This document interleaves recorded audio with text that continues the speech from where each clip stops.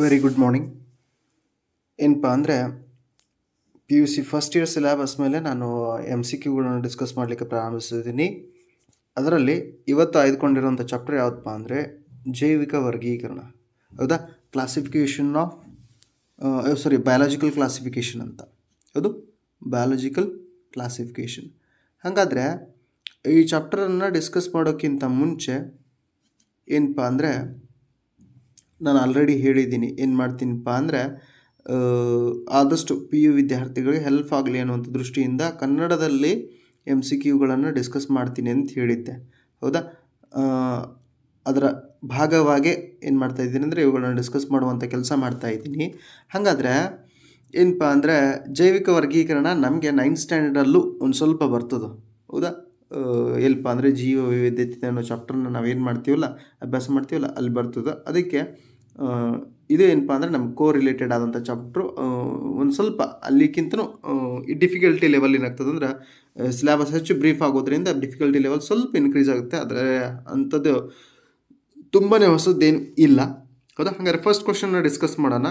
ಎರಡು ಸಾಮ್ರಾಜ್ಯದ ವರ್ಗೀಕರಣವನ್ನು ನೀಡಿದವರು ನೋಡ್ರಿ. ಇಲ್ಲಿರುವಂಥ ಆಪ್ಷನ್ಗಳನ್ನು ನಾನು ವಿವರಿಸ್ತಾ ಹೋಗುವಂಥ ಕೆಲಸ ಮಾಡ್ತೀನಿ.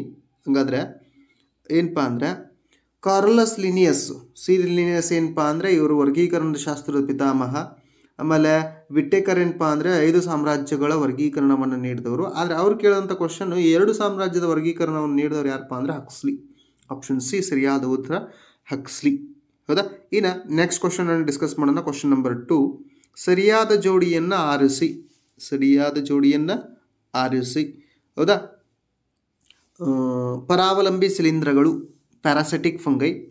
ಆಮೇಲೆ ಸ್ಯಾಫ್ರೋಫೈಟಿಕ್ ಶಿಲೀಂಧ್ರಗಳು, ಅವುಗಳನ್ನು ಸ್ಯಾಫ್ರೋಫೈಟಿಕ್ ಶಿಲೀಂಧ್ರಗಳಂತ ಕರಿತೀವಿ. ಸಹಜೀವನ ಶಿಲೀಂಧ್ರಗಳು.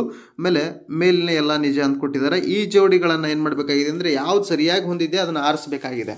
ಹಾಗಾದರೆ ಪರಾವಲಂಬಿ ಶಿಲೀಂಧ್ರಗಳು, ಹೌದಾ, ಎಲ್ಲಿ ಬೆಳಿತಾವಪ್ಪ ಅಂದರೆ ಸಸ್ಯ ಮತ್ತು ಪ್ರಾಣಿಗಳ ಆಹಾರಗಳ ಮೇಲೆ ಬೆಳಿತಾವ, ಸರಿ ಇದೆ. ಹೌದಾ?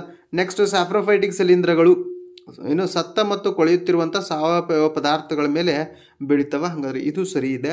ಸಹಜೀವನವನ್ನು ನಡೆಸುವಂಥ ಶಿಲೀಂಧ್ರಗಳು, ಸಹಜೀವನ ಅಥವಾ ಕೋಡು ಜೀವನ ಅಂತ ಕರಿತೀವಿ. ನಾನೊಂದು ಕೊಡ್ತೀನಿ ನೀನೊಂದು ಕೊಡು ಅಂತ ಅರ್ಥ. ಅಂದರೆ ಮ್ಯೂಚುವಲ್ ಅಂಡರ್ಸ್ಟ್ಯಾಂಡಿಂಗ್ ಇರ್ತದಲ್ಲಿ, ನಾನೊಂದು ಹೆಲ್ಪ್ ಮಾಡ್ತೀನಿ ನೀನೊಂದು ನಂಗೆ ಹೆಲ್ಪ್ ಮಾಡೋ ಅಂದಂಗೆ. ಹೌದಾ? ಹಾಗಾದರೆ ಸಹಜೀವನವನ್ನು ನಡೆಸುವಂಥ ಶಿಲೀಂಧ್ರಗಳು, ಅದನ್ನು ಏನು ಕರಿತೀವಿ, ಸಿಂಬಯಾಟಿಕ್ ಫಂಗೈಸ್ ಅಂತ ಕರಿತೀವಿ. ಹಾಗಾದರೆ ಯಾವುದು, ಮೈಕೋರೈಸಾ. ಹಂಗಾದ್ರೆ ಇವೆಲ್ಲ ಏನಪ್ಪ ಅಂದರೆ ಸರಿ ಇದಾವ. ಮೇಲಿನ ಎಲ್ಲವೂ ಸರಿ, ಇದಕ್ಕೆ ಸರಿಯಾದ ಉತ್ತರ ಮೇಲಿನ ಎಲ್ಲವೂ ಸರಿ. ಯಾಕಪ್ಪ ಅಂದರೆ ಸ್ಯಾಫ್ರೋಫೈಟಿಕ್ ಶಿಲೀಂಧ್ರಗಳು ಸತ್ತ ಮತ್ತು ಕೊಳೆಯುತ್ತಿರುವಂಥ ಸಾವಯವ ಪದಾರ್ಥಗಳ ಮೇಲೆ ತಿಂದು ಬದುಕ್ತಿರ್ತಾವ. ಪರಾವಲಂಬಿ ಶಿಲೀಂಧ್ರಗಳು ಪ್ರಾಣಿಗಳು ಮತ್ತು ಸಸ್ಯಗಳ ಮೇಲೇ ಬೆಳಿತಾವ. ಸಹಜೀವನವನ್ನು ನಡೆಸುವಂಥ ಶಿಲೀಂಧ್ರ, ಹೌದಾ, ಮೈಕೋರೈಸಾ ಆಗಿರ್ಬೋದು, ಅಥವಾ ನಾವು ಕಲ್ಲು ಹೂವು ಅಂತ ಅಭ್ಯಾಸ ಮಾಡಿದ್ದೀವಿ. ಹೌದಾ? ಆ ಕಲ್ಲು ಹೂವು ಕೂಡ ಒಂದು ಸಹಜೀವನವನ್ನು ನಡೆಸುವಂಥ ಶಿಲೀಂಧ್ರ.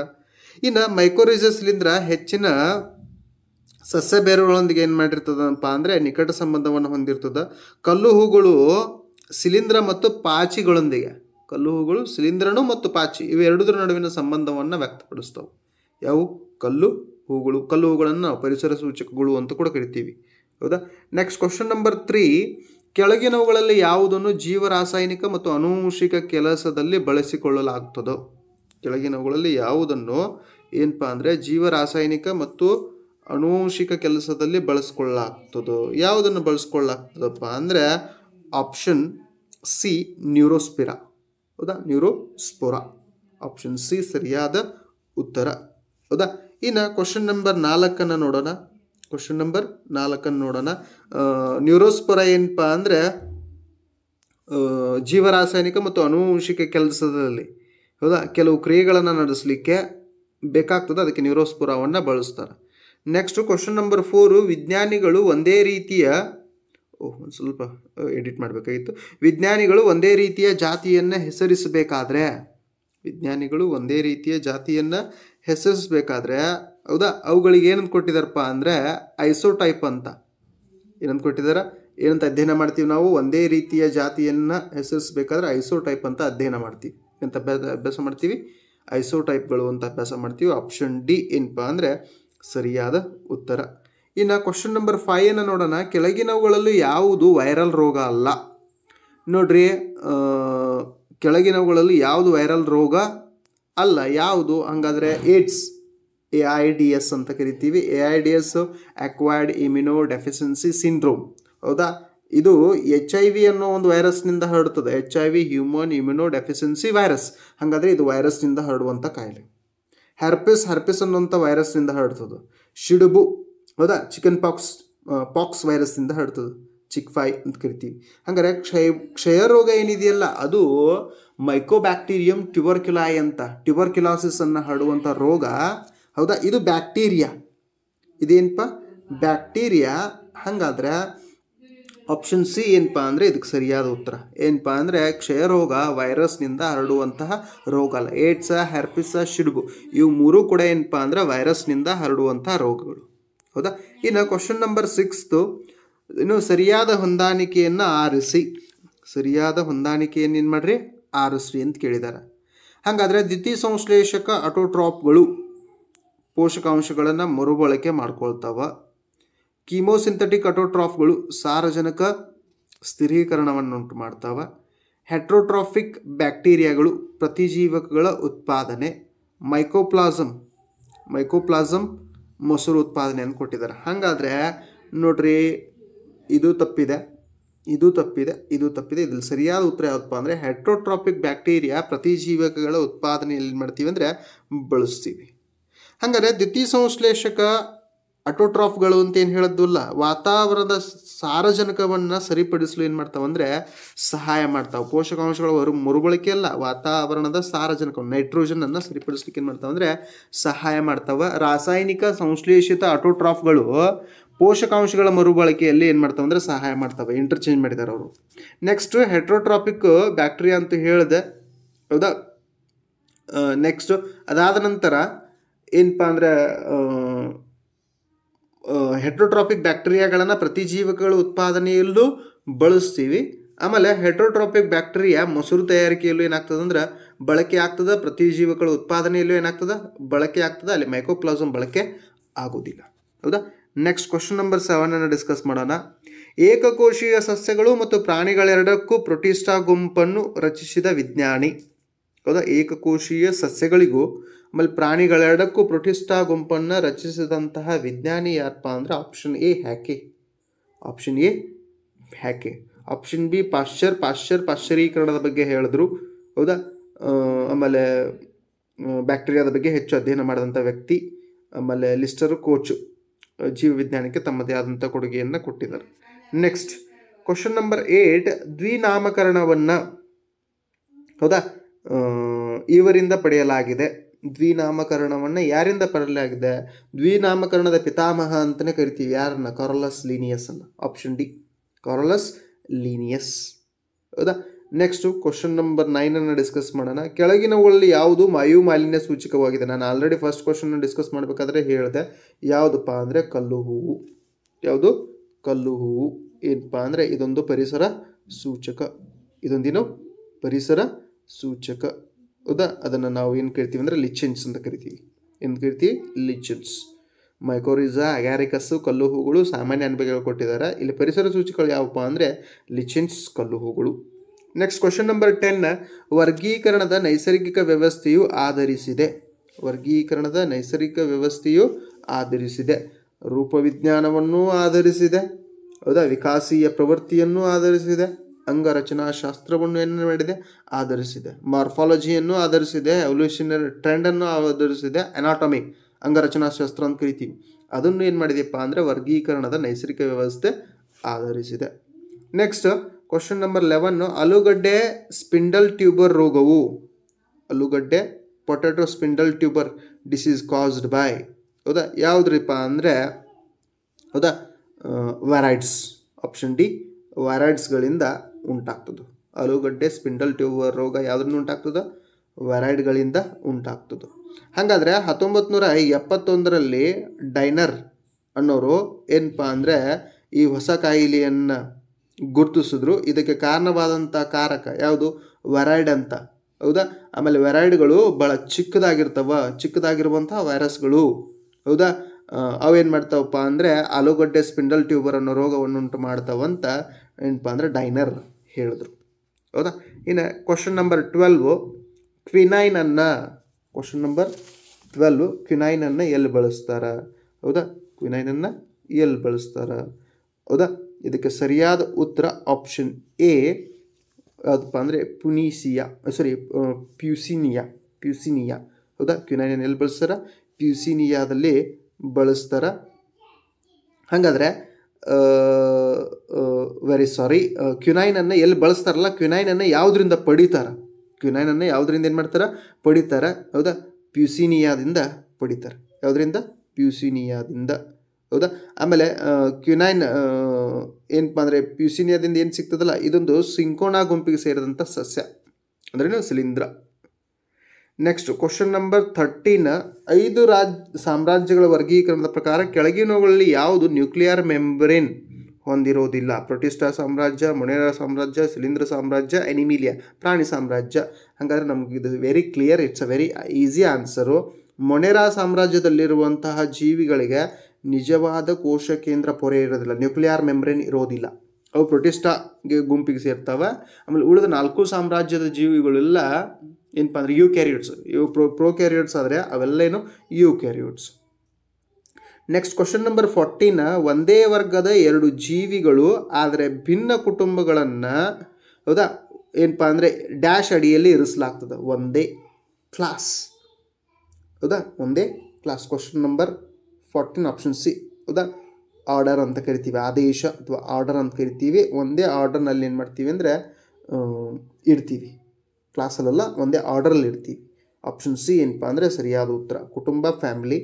ಹೌದಾ, ಆಮೇಲೆ ಏನಪ್ಪ ಅಂದರೆ ಯಾವುದು, ಒಂದೇ ನಿಮಿಷ,